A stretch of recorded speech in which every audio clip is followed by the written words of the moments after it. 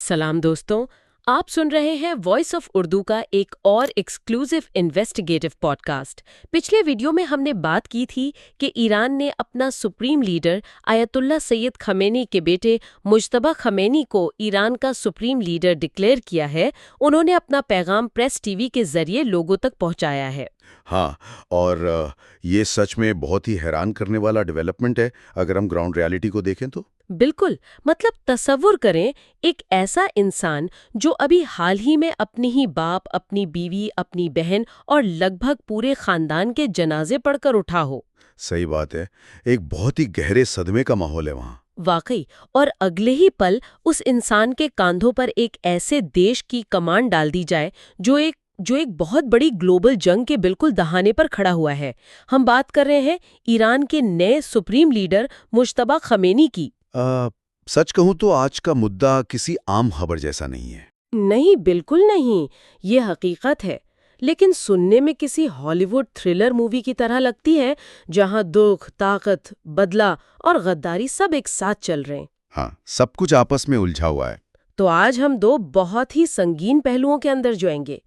पहला, नए लीडर की वो पहली स्पीच और उसके पीछे की खुफिया स्ट्रेटजी, और दूसरा वो शॉकिंग रिपोर्ट कि अमेरिका ने इनकी लोकेशन बताने वाले के लिए $1 करोड़ यानी $10 मिलियन का इनाम रखा है।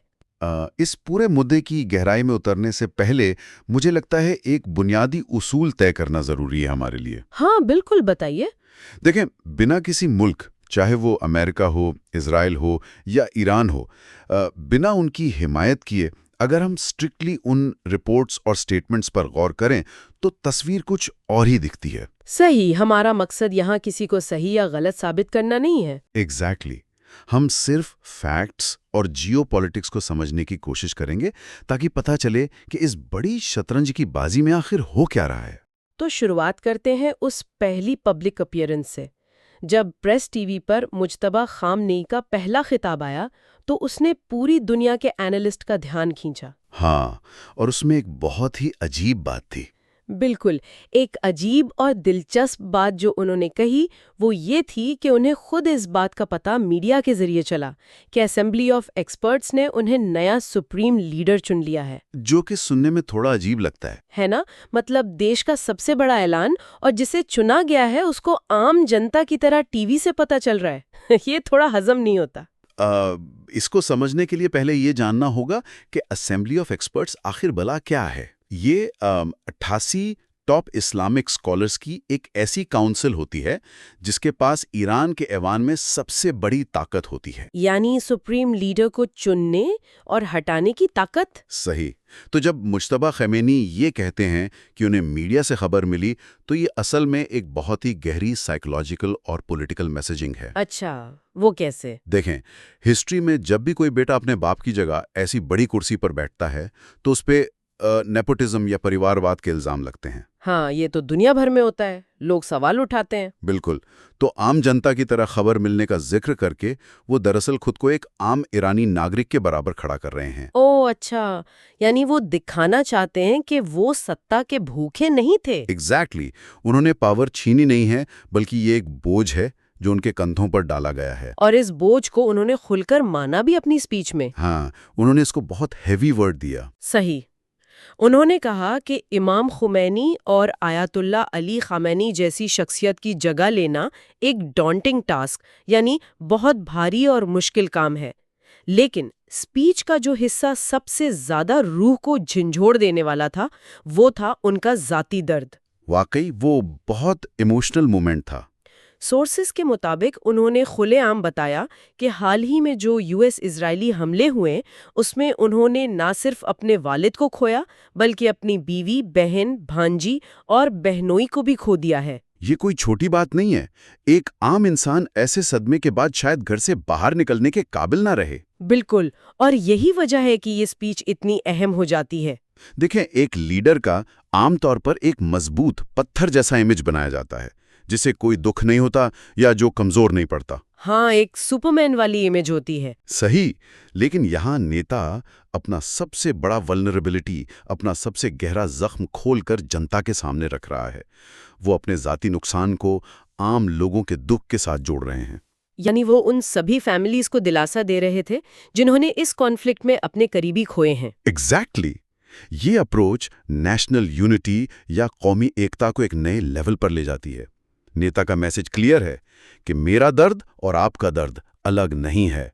मैं किसी महफूज महल में नहीं बैठा हूं, मेरे घर में भी जनाजे उठे हैं। और इसके बाद उन्होंने आम जनता की बहुत तारीफ की कि जिस वक्त देश बिना लीडर के था, लोगों ने जिस समझदारी से हालात को संभाला, उसने दुश्मनों को हैरान कर दिया। हाँ, और उन्होंने रमजान के आखिरी जुम्मे को कुद्स डे पर लोगों को एकजुट होने की अपील की, जो असल में इस दुख को एक पॉलिटिकल ताकत में बदलने का तरीका है। पर यहाँ मैं एक सवाल उठाना चाहूंगी। हाँ बताएं। अगर हम आम इंसानी फितरत की बात करें तो ये ऐसा ही है जैसे एक चलते हुए तूफान के बीच किसी को जहाज का नया कैप्टन बना दिया जाए। बहुत सटीक मिसाल है ये। जहाज पहले ही डूबने के कागर पर है। बिल्कुल, और नया कैप्टन अभी अभी इस तूफान में अपने पूरे परिवार को खो चुका है। तो जब एक नेता इतने गहरे जाती सदमे और गुस्से से गुजर रहा हो, तो क्या आने वाले दिनों में उसके जो भी फैसले होंगे वो पूरे स्ट्रेटेजिक होंगे या जज्बाती होंगे, ये पूछना चाह रही हैं आप? हाँ, क्योंकि जियोपॉलिटिक्स में गुस्से में लिए गए फैसले अक्सर खुद को ही तबाह कर देते हैं। ये सवाल हर इंटरनेशनल खुफिया एजेंसी इस वक्त खुद से पूछ रही होगी। देखें, हिस्ट्री गवाह है कि सदमा और बेपनाह ताकत जब एक साथ मिलते हैं तो नतीजे खौफनाक हो सकते हैं। सही बात है। लेकिन अगर हम स्पीच के अगले हिस्से का तज्जिया करें तो लगता नहीं कि वो सिर्फ जज्बात में बह रहे हैं। उनका गुस्सा अपनी जगह है, पर उन्होंने उस गुस्से को एक प्रॉपर ठंडे दिमाग वाली मिलिट्री स्ट्रैटेजी में बदल दिया। बिल्कुल। हाँ, दुख का इजहार करने के फौरन बाद वो बिल्कुल आक्रामक यानी एग्रेसिव मिलिट्री मोड में आ गया। और उनका सबसे पहला निशाना कोई शहर नहीं था, बल्कि दुनिया की इकोनॉमी की सबसे बड़ी नस थी। हाँ, उन्होंने सीधे तौर पर ऐलान किया कि स्ट्रेट ऑफ हॉर्मुज यानी हॉर्मुज की आबी गुजरगाह बंद ही रहेगी। और ये धमकी सुनने में जितनी आम लगती है, असल में उतनी है नहीं। बिल्कुल नहीं। अगर हम ध्यान दें तो हॉर्मुज का रास्ता दुनिया की इकोनॉमी की ऐसी शहरग है जिसे दबाने से पूरी दुनिया की सांस रुक सकती है। ये कोई आम समंदरी रास्ता नहीं है। नहीं, अगर इसको थोड़ा टेक्निकल पॉइंट ऑफ व्यू से समझें तो स्ट्रेट ऑफ हॉर्मुज एक बहुत ही पतली समंदरी गली है जिसके एक तरफ ईरान है और दूसरी तरफ यूएई और ओमान। अच्छा। दुनिया के कुल तेल यानी ऑयल का लगभग 20 से 30% हिस्सा हर रोज इसी गली से गुजरता है। इस रास्ते को बंद करने का ऐलान सिर्फ इजराइल या अमेरिका को धमकी नहीं है। तो ये पूरी ग्लोबल इकोनॉमी को हॉस्टेज बनाने जैसा है। एग्जैक्टली। अगर ये रास्ता बंद होता है तो मैरीटाइम इंश्योरेंस प्रीमियम्स आसमान छू लेंगे, सप्लाई चेन्स टूट जाएंगी और पूरी दुनिया में पेट्रोल के दाम दुगने हो सकते हैं, जिससे ग्लोबल इन्फ्लेशन आएगा। यानी ये एक ऐसा हथियार है जो बिना एक भी मिसाइल फायर किए दुश्मन की इकोनॉमी पर सीधा वॉर करता है। वाकई। और इस जियोपॉलिटिकल शतरंज में उन्होंने सिर्फ समंदर को निशाना नहीं बनाया। हाँ, उन्होंने एक और बड़ा ऐलान किया, अपने 15 पड़ोसी मुल्कों को खुली धमकी, जो कि एक बहुत बोल्ड मूव था। सोर्सेस से क्लियर होता है कि ईरान के ज़मीनी और समंदरी बॉर्डर्स 15 अलग-अलग देशों से लगते हैं, जिसमें इराक, पाकिस्तान, टर्की और कई गल्फ कंट्रीज शामिल हैं। सही। नए लीडर ने सीधे लफ्जों में कहा है कि अगर इन पड़ोसी मुल्कों ने अपने यहाँ मौजूद फॉरेन मिलिट्री या फाइनेंशियल बेसिस को ईरान के खिलाफ इस्तेमाल होने दिया तो ईरान उन्हें डायरेक्टली निशाना बनाएगा। यानी अपने पूरे मोहल्ले को एक साथ धमकी दे दी। बिल्कुल वही बात हो गई ये तो। देखें, ये क्लासिकल डिटरेंस यानी डर बिठाकर रोकने की स्ट्रैटेजी है। मिडल ईस्ट में कई देशों में अमेरिका के एयर बेसिस या नेवल बेसिस मौजूद हैं, जैसे बहरीन या कतर में। अच्छा, तो ईरान ये जानता है कि अमेरिका उन बेसिस का इस्तेमाल करेगा? हाँ, ईरान जानता है कि अगर अमेरिका या इजराइल हमला करेंगे तो उन्हें इन बेसिस का सहारा लेना पड़ेगा। तो ईरान इन पड़ोसियों को क्लियर मैसेज दे रहा है कि अगर एक भी फाइटर जेट तुम्हारी जमीन से उड़कर हमारी तरफ आया तो हम तुम्हें जंग का हिस्सा मानेंगे और तुम्हारे बेस उड़ाएंगे। एग्जैक्टली। इसका मकसद पड़ोसियों पर प्रेशर डालना है ताकि वो अपनी जमीन का इस्तेमाल दुश्मन को ना करने दें। उसके साथ ही उन्होंने रेजिस्टेंस फ्रंट का हवाला दिया। हिजबुल्लाह, यमन के होतीज और इराक के ग्रुप्स को उन्होंने अपना सबसे अच्छा दोस्त बताया। नए फ्रंट्स खोलने की धमकी दी उन्होंने वहां। हाँ, और एक बिल्कुल ही नया एंगल इंट्रोड्यूस किया, मुआवजा यानी रेपरेशंस। उन्होंने कहा कि बदला तो लिया जाएगा, लेकिन दुश्मन को हर्जाना भी देना होगा, वरना उनके एसेट्स पर कब्जा किया जाएगा या तबाह कर दिया जाएगा। जो कि एक नया आर्थिक महाज है। लेकिन यहाँ प्रैक्टिकल लॉजिक थोड़ा डगमगाता हुआ लगता है मुझे। क्यों? एक देश जो पहले ही इतने बड़े आर्थिक क्राइसिस और ग्लोबल सैंक्शंस की मार झेल रहा है, क्या उसके लिए एक ही वक्त में इतने सारे नए फ्रंट्स खोलना और अपने ही 15 पड़ोसी मुल्कों को धमकाना ग्राउंड रियलिटी के हिसाब से अक्लमंदी है? क्या फिर ये कुछ और है? हाँ, क्या ये सिर्फ एक साइकोलॉजिकल वॉरफेयर है जो हवा बनाने के लिए किया जा रहा है? देखें, लॉजिक की बात करें तो प्रैक्टिकली कोई भी देश, चाहे वो सुपर पावर ही क्यों ना हो, एक ही वक्त में 15 देशों और कई प्रॉक्सी फ्रंट्स पर अकेले नहीं लड़ सकता। सही बात है, वो फिजिकली और इकोनॉमिकली सस्टेनेबल नहीं होता। बिल्कुल। इसलिए जो बात आपने कही, ये प्राइमरीली साइकोलॉजिकल वॉरफेयर ही है। ईरान एक रेड लाइन ड्रॉ कर रहा है। वो एक ऐसा डर का माहौल बना रहा है जिसे क्रॉस करने से पहले दुश्मन 10 बार सोचेगा। यानी वो डायरेक्ट टकराव से बचने की कोशिश कर रहे हैं? हाँ, वो अपने डायरेक्ट फोर्सेस को बचाते हुए उन प्रॉक्सी ग्रुप्स को आगे कर रहे हैं ताकि प्लॉजिबल डिनायबिलिटी बनी रहे। और जहां तक एसेट्स को तबाह करने या कब्जा करने की बात है, ये साइबर वॉरफेयर या इकोनॉमिक अटैक्स की तरफ इशारा करता है, जो कि आज के दौर की मॉडर्न जंग का एक बहुत बड़ा हिस्सा है। वाकई। और जब ऐसी हाई लेवल ग्लोबल इकोनॉमी की धमकियां और रेड लाइन्स ड्रॉ की जा रही हों, तो जाहिर है दूसरी तरफ से भी कोई छोटी मोटी खबर नहीं आएगी। बिल्कुल नहीं। और यहीं पर अमेरिका का जवाब आता है। एक ऐसा जवाब जिसने हमारे आज के इस मुद्दे को और भी खौफनाक बना दिया है। हाँ, उस रिपोर्ट ने तो सबको हैरान कर दिया। हमारी वीडियो सोर्स के मुताबिक अमेरिका ने मुज्तबा अली खामेनी को वांटेड करार दिया है और उनकी लोकेशन या उन तक पहुंचने वाली किसी भी इंफॉर्मेशन पर $10 मिलियन यानी लगभग $1 करोड़ का इनाम रखा है। ये ऐलान अपने आप में एक बहुत ही पेचीदा स्टोरी सुनाता है। वीडियो सोर्स में जिस चीज पर जोर दिया गया है वो ये है कि अमेरिका की ये अप्रोच बिल्कुल अलग है। अलग किस सेंस में? अगर हम पिछली 2 डेकेड्स को देखें तो जब अमेरिका को सद्दाम हुसैन या मुअम्मर गद्दाफी की तलाश थी तो उन्होंने बाउंटी का सहारा उतना नहीं लिया जितना अपनी मिलिट्री माइट का लिया। हाँ, उन्होंने डायरेक्टली मिलिट्री ऑपरेशंस लॉन्च किए थे वहां। तो फिर आज एक नए सुप्रीम लीडर पर बाउंटी रखने की नौबत क्यों आई?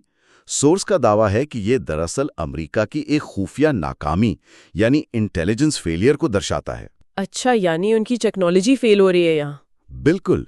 उनके पास दुनिया की सबसे एडवांस टेक्नोलॉजी है। Stealth bombers, advance drones, satellites, जो जमीन पर एक छोटी सी गाड़ी की नंबर प्लेट तक पढ़ सकते हैं। लेकिन ये सब फेल हो चुके हैं नए लीडर को ट्रैक करने में। इसलिए अब उन्हें पुराने और थोड़े डेस्परेट तरीके पर उतरना पड़ा है। सही, ट्रेडिशनल बाउंटी सिस्टम पर। यही कॉन्ट्रास्ट मुझे सबसे ज्यादा हैरान कर रहा था। हाईटेक सैटेलाइट्स और एआई के इस जमाने से निकलकर अमेरिका का वापस पुराने वेस्टर्न मूवीज वाले वांटेड, डेड और अलाइव पोस्टर वाली स्ट्रेटजी पर आना अजीब लगता है। थोड़ा अजीब तो है। लेकिन यहाँ मैं थोड़ी तकरार पेश करूंगी। क्या वाकई हम इसे सिर्फ अमेरिका की इंटेलिजेंस फेलियर मान सकते हैं? आपका क्या पॉइंट है इस पे? क्या अमेरिका जैसी सुपर पावर को पता नहीं है कि वो क्या कर रही है?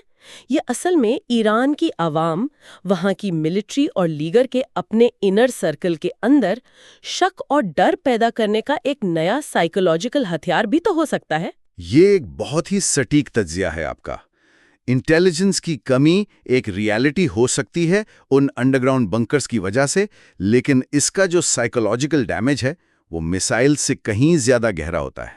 बिल्कुल, क्योंकि जब पीसी के सर पर $10 मिलियन का इनाम रख दिया जाए तो ऐलान करने वाला सिर्फ लोकेशन नहीं मांग रहा होता। हाँ, वो असल में उस लीडर के आसपास के लोगों का ईमान खरीदने की कोशिश कर रहा होता है। वो उस पूरे देश के अंदर शक का एक ऐसा बीज बो देता है जिसका कोई इलाज नहीं। जो लोग लीडर की हिफाजत कर रहे हैं, जो उनकी गाड़ी चला रहे हैं, जो उनका खाना बना रहे हैं, अमेरिका उनके दिमाग में ये डाल रहा है कि तुम्हारे पास ओवरनाइट करोड़पति बनने का, एक नई जिंदगी शुरू करने का चांस है। ये मेंटली तौर पर दुश्मन को तोड़ने की टेक्निक है और उसकी रातों की नींद छीन लेने की भी। और इससे हम पूरी कहानी के सबसे डार्क और भयानक हिस्से में दाखिल होते हैं, अपनों की गद्दारी का डर। क्योंकि $10 मिलियन सिर्फ बैंक अकाउंट में दिखने वाली रकम नहीं है। नहीं, ये इंसानी फितरत और उसके लालच का एक संगीन इम्तिहान है। ये उस जंग का हिस्सा है जिसकी कोई फिजिकल सरहद नहीं होती। वीडियो सोर्स में इस बात का एक और बहुत बड़ा और शॉकिंग खुलासा किया गया है। कौन सा खुलासा? उसमें बताया गया है कि इससे पहले वाले supreme leader ayatollah Ali Khamenei की लोकेशन भी किसी दुश्मन के हाईटेक ड्रोन ने नहीं ढूंढी थी। ओ अच्छा। बल्कि किसी अपने ही इंसान ने लीक की थी। किसी अंदर वाले की मुखदिरी की वजह से उनकी शहादत हुई। ये क्लेम अगर सच है तो ये किसी भी नेता या इंसान की रूह कपा देने के लिए काफी है। किसी भी बड़ी जंग में चाहे कितने ही मॉडर्न हथियार क्यों ना बन जाएं, सबसे बड़ा खतरा बाहर खड़े दुश्मन का नहीं होता। सही बात है। सबसे बड़ा खतरा उस गद्दार का होता है जो आपसे हाथ मिला रहा होता है। सोर्स में एक आम शख्स की खौफजदा लाइन सुनाई दी जिसने सच में सोचने पर मजबूर कर दिया। क्या लाइन थी वो? उसने कहा कि आजकल हम लोग कुछ डॉलर्स के लिए बिक जाते हैं। ये एक दुआ थी, एक फिक्र थी अपने नए लीडर के लिए, क्योंकि जब सामने इतने डॉलर्स रखे हों तो किसी की भी नीयत बदल सकती है। अगर हम इस सिचुएशन को एक और नजर से सोचें तो ये वही पुराना ट्रोजन हॉर्स वाला कॉन्सेप्ट है। हाँ बिल्कुल। अंदरूनी धोखा। जब दुश्मन जानता है कि वो बाहर की मजबूत दीवारों को तोड़कर हमला नहीं कर सकता, तो वो दीवार के अंदर ही दरार ढूंढने लगता है। वो पैसे फेंकता है और देखता है कि अंदर से किसका ईमान डोलता है। वाकई इस सब को देखकर लगता है कि ये पूरी जियोपॉलिटिक्स और कॉन्फ्लिक्ट अब सिर्फ आसमान में उड़ते हुए मिसाइल्स, स्टेल्थ ड्रोन्स या समंदर में रुकी हुई ऑयल शिप्स की जंग नहीं रह गई है। नहीं, ये अब इंसानी ईमान, वफादारी और लालच के बीच की जंग बन चुकी है। यही इस वक्त का सबसे बड़ा सच है। जब जंग मैदान में लड़ी जाती है तो इंसान को पता होता है कि दुश्मन कौन है। दुश्मन की पहचान उसकी यूनिफॉर्म होती है, उसके हथियार होते हैं। लेकिन जब जंग लालच और गद्दारी की हो तो दुश्मन शायद वही होता है जो साथ बैठकर खाना खा रहा होता है। एक नए लीडर के लिए अब ये डबल चैलेंज बन चुका है। एक तरफ उन्हें एक सुपर पावर से लड़ना है, पड़ोसी मुल्कों को कंट्रोल करना है। हाँ, हॉर्मोज जैसी बड़ी स्ट्रैटेजीज बनानी है और अपनी बची हुई फैमिली के लिए दुश्मनों से आंखों में आंखें डालकर बात करनी है। और दूसरी तरफ उन्हें अपने ही कमरे में मौजूद लोगों पर नजर रखनी है। ये आइसोलेशन, ये अकेलापन किसी भी मजबूत से मजबूत इंसान को अंदर से खोखला कर सकता है। वाकई, ये एक बहुत ही अकेला और खौफनाक सफर है किसी भी लीडर के लिए। ये तज्जिया सुनने के बाद इस पूरे मामले की गहराई और उसकी संगीनी का एहसास होता है। हम इस इन्वेस्टिगेटिव मुद्दे के आखिर तक पहुंच गए हैं और जितनी भी सोर्सेज और रिपोर्ट्स का हमने आज खुलासा किया, उनसे एक बात तो तय है कि ये जंग सिर्फ बॉर्डर्स पर या हॉर्मुज के आबी रास्तों पर नहीं लड़ी जा रही। बिल्कुल, ये असल में दिलों, दिमाग और इंसानियत पर लड़ी जा रही है। एक तरफ एक नेता है जिसने एक ही झटके में अपना लगभग पूरा परिवार खोया है और वो उस भारी दुख को अपनी आवाम के दर्द के साथ जोड़कर एक ऐसी बड़ी लड़ाई की तैयारी कर रहा है जिसकी गूंज पूरी दुनिया में सुनाई देगी। और दूसरी तरफ एक सुपर पावर है जिसने सीधे हथियारों से हमला करने के बजाय एक ऐसी रकम का लालच दिया है जिसका मकसद सीधा अपनों के ही बीच बगावत और शक पैदा करना है। इन सब भारी और हैरानकुन बातों के बीच एक आखिरी सोच जो शायद हर इंसान के जहन में आएगी।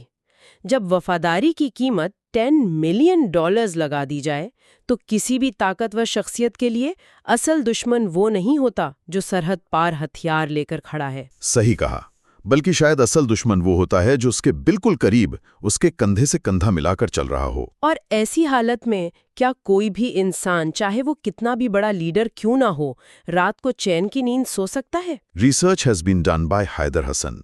आप सुन रहे हैं वॉइस ऑफ उर्दू पॉडकास्ट। खुदा हाफिज।